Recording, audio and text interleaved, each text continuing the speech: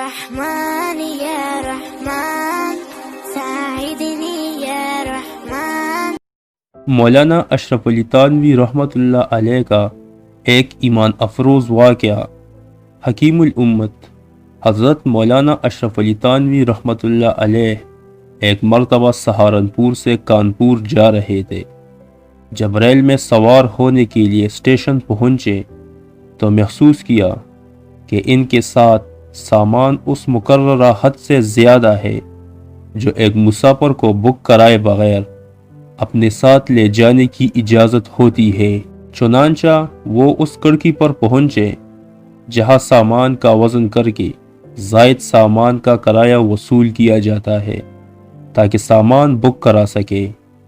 कड़की पर रेलवे का जो एहलकार मौजूद था वो गैर मुस्लिम होने के बावजूद हज़रत मौलाना साहिब को जानता था और इनकी बड़ी इज़्ज़त करता था।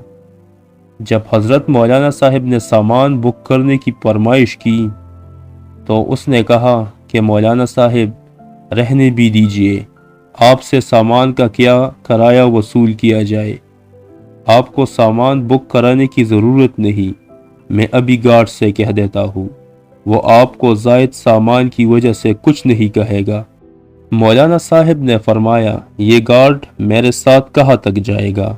रेलवे अफसर ने जवाब दिया, गाजी आबाद तक। मौलाना साहिब ने पूछा, फिर गाजी आबाद के बाद क्या होगा? उस अफसर ने कहा, ये गार्ड दूसरे गार्ड से भी कह देगा।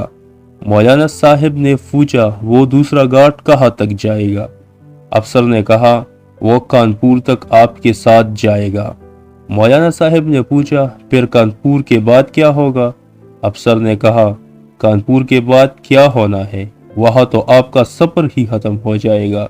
मौलाना साहिब ने फरमाया, नहीं, मेरा सफ़र तो बहुत लंबा है, कानपुर पर ख़त्म नहीं होगा। इस लंबे सफ़र की इंतहा तो आखिरत में होगी।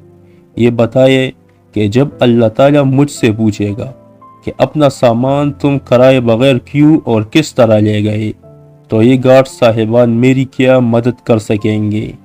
फिर मौलाना साहिब ने इनको समझाया कि ये रेल आपकी या गार्ड की मलकियत नहीं है और जहाँ तक मुझे मालूम है रेलवे के महकमे की तरफ से आपको या गार्ड को ये इख्तियार भी नहीं दिया गया कि वो जिस मुसाफिर को चाहे टिकट के बगैर या इसके सामान को किराए के बगैर रेल में सवार कर दिया करे।